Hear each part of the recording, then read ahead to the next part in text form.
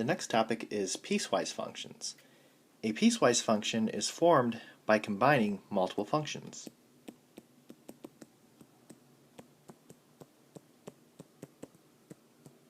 So it's really just a fancy term for you have a couple functions and you want to combine them into one function. Now we have to be careful because the piecewise function must specify where to use what function, because there can be no overlap. Otherwise, it would fail the vertical line test.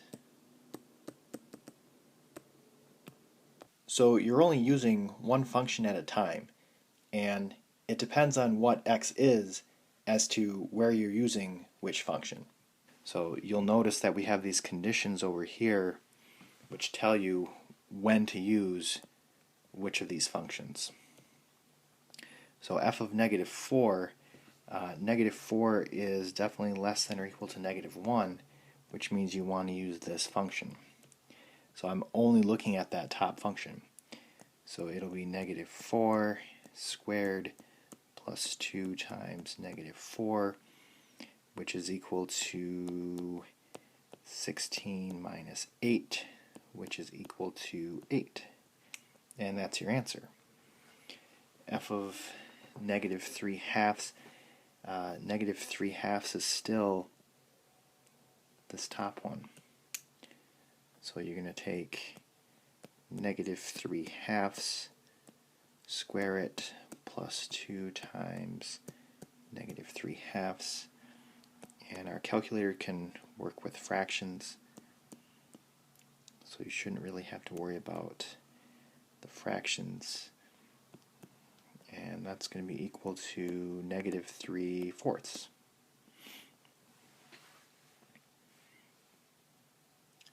F of negative 1, we are actually still dealing with the top one because of that line underneath there. That means that you're still equal to negative 1. So if we plug that in,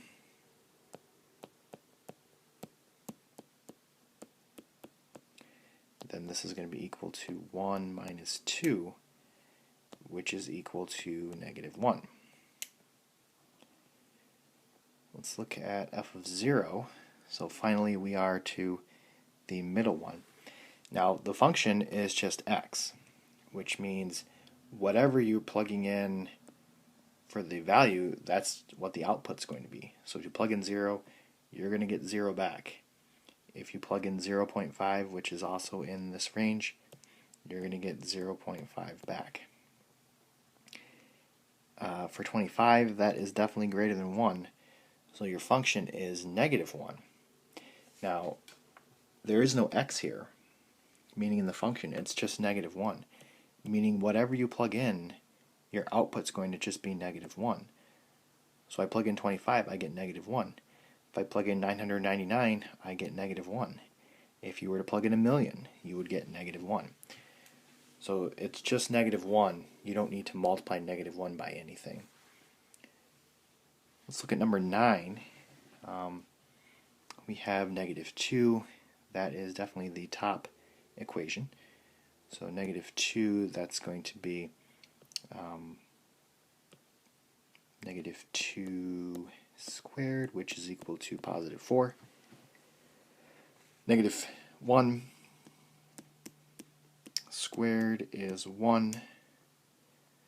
0 is going to be 0 plus 1 because this is now the bottom one. So that's going to be equal to 1. If you plug in 1, it's 1 plus 1, it's the bottom equation. And then if you plug in 2, 2 plus 1 is equal to 3.